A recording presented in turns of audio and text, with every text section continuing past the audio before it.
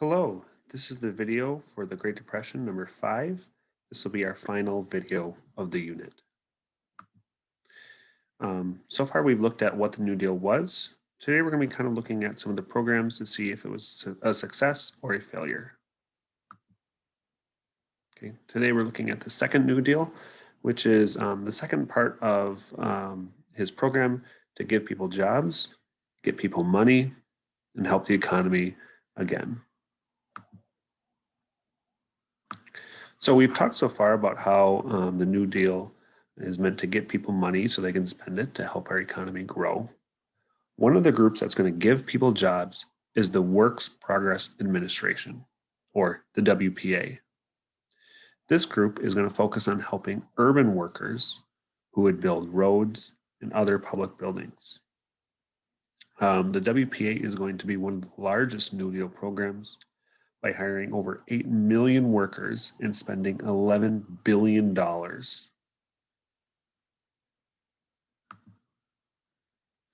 They built roads, airports, streets, public buildings. They built so many different buildings for state and local governments that had never had these buildings before. And so the idea is not only are we giving people money for jobs, but we're also helping our communities while we're doing it. The WPA also hired artists, writers, and photographers to create art to portray what life was like during the Great Depression. Some argued that this was not very impactful, didn't really help the country. But for artists who found it very difficult to find jobs during the Great Depression, this gave them jobs, but also helped future Americans to look back to see what life was really like. Here's an example. Painters actually went around to different post offices who would paint murals in the post office. Here's one example in Columbus, Wisconsin. This was done by a WPA artist. Or this one, I believe this one is up north in Wisconsin. You can see they draw these paintings and murals based off of what's going on in the local community. A famous photographer was also paid by the WPA to go around and take pictures of life during the Great Depression. This is one woman who has 4 children, and we don't really know too much about her life beforehand, I believe. But this woman, they were traveling, looking for jobs, and I believe their car broke down or their truck broke down, and they were stuck on the side of the road, and it created this famous picture. This is the most famous picture from the Great Depression. The woman with her children, not knowing what was going to happen next, where they'd find a job, where they would find their next meal.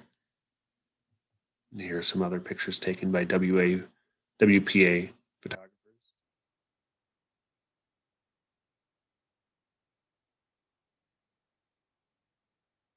And one more.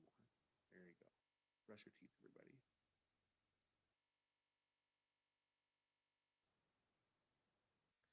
everybody. A favorite group of mine that gets maybe a little less attention, but I think is really impactful for us teaching in high school is the National Youth Administration, or the NYA. This is a group that would give jobs to students both in high school and in college so that they could stay in school. They knew that with the Great Depression, there'd be a lot of pressure put on young children, especially young boys, to drop out of high school and to try to find a job to make money for their families. However, the NYA would pay students to do work inside schools, maybe clean classrooms, mow the lawns, basically give jobs to keep the school running so that they could still go to school. In many cases, it paid for their tuition if they went to college, or paid for their transportation if they lived far away from the school. Here you can see a poster in the Illinois National Youth Administration, okay, and some women who are working in Texas.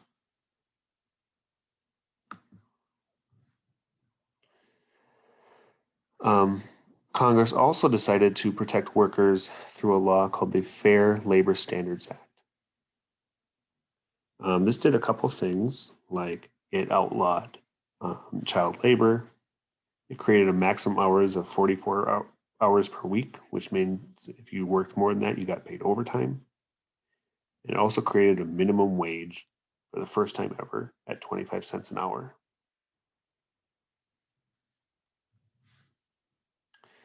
Here is minimum wage from when it started at 25 cents an hour all the way to what it is now. So you can see here is 25 cents an hour in 1938. It increased slowly in 1960, a bump, and then there was a rise right here in 2009 where it rose to $7.25. It has not changed in the last 11 years. There's been a more recent push to get it changed, and some are calling for it to be risen to $15 an hour.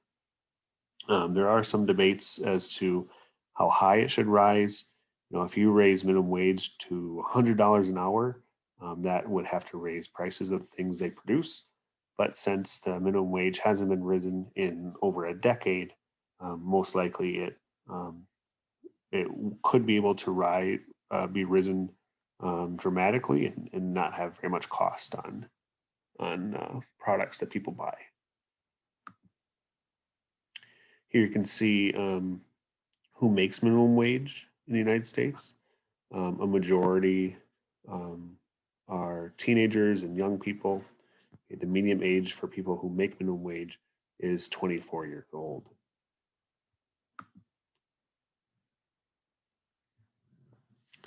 For workers who have been working their whole lives, Congress also passes a law called the Social Security Act. This is passed in 1935, and the biggest thing that it does is it provides an old age pension. Basically what that means is when you've worked your whole life, the government will pay you a stipend, or basically give you some money once every month as kind of a insurance for you when you get older. Social Security Act also provided unemployment insurance. Okay, this is still around today, and plus it would give money to families if there are children living in a family with low or no income. And there's different parts in it, but I'm going to show you a video about the old age pension here. And actually, I'm going to skip the video on here. If you want to watch the video to learn more about the old age pension, you can go on to the Google Doc and you can watch it on your own. The New Deal did affect many different groups. One group that it's going to affect dramatically is women. And we can't really talk about the New Deal and women without talking about the First Lady, Eleanor Roosevelt. The wife of President Franklin D. Roosevelt, Eleanor advocated for more New Deal programs to support women. She argued that New Deal programs should give jobs specifically to women when many programs initially did not. One example of this is there was the Civilian Conservation Corps that we talked about in class on Monday. She advocated for a separate organization for women that did the same jobs, and they were able to create a group.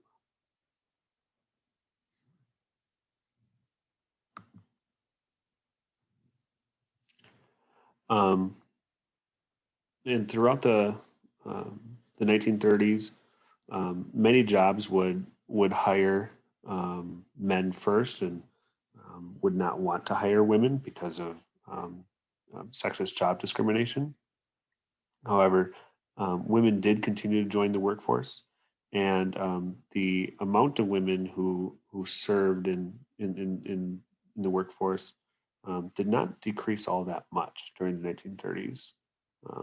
However, when women worked in factories alongside male coworkers, they still received lower wages due to the gender wage gap.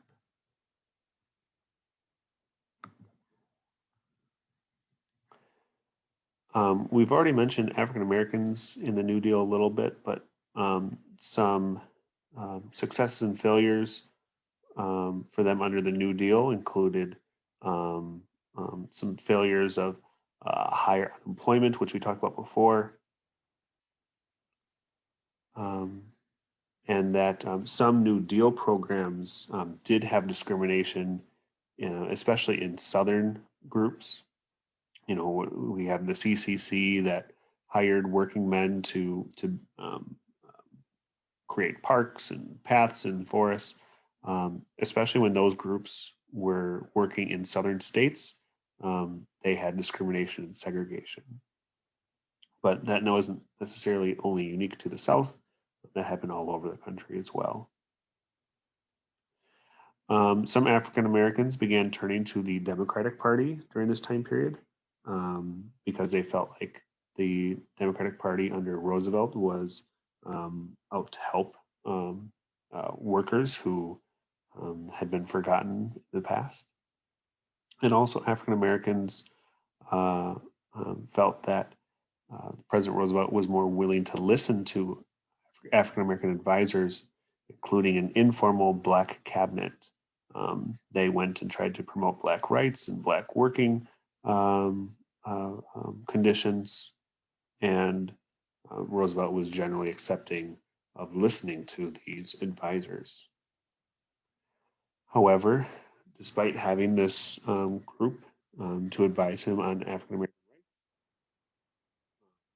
rights, FDR never really supported any laws that would end discrimination or segregation, even within the New Deal programs themselves. Roosevelt argued that in order to get these laws passed, he needed Southern states to agree with him, and that if he attacked segregation and discrimination, those Southern states would not support the New Deal.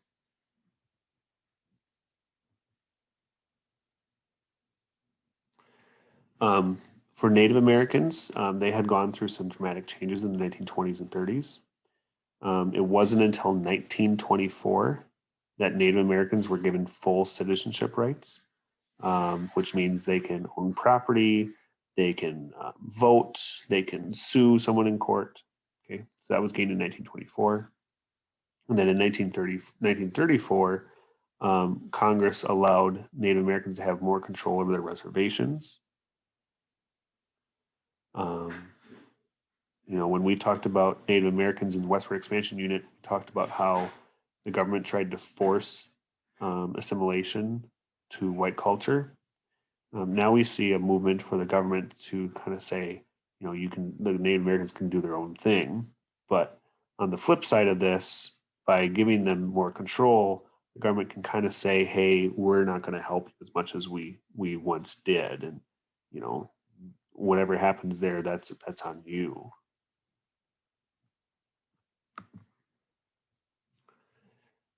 We had also talked about Mexican American discrimination during the Great Depression and how many legal and undocumented immigrants suffered deportation. This did still occur in the 1930s under the Roosevelt administration.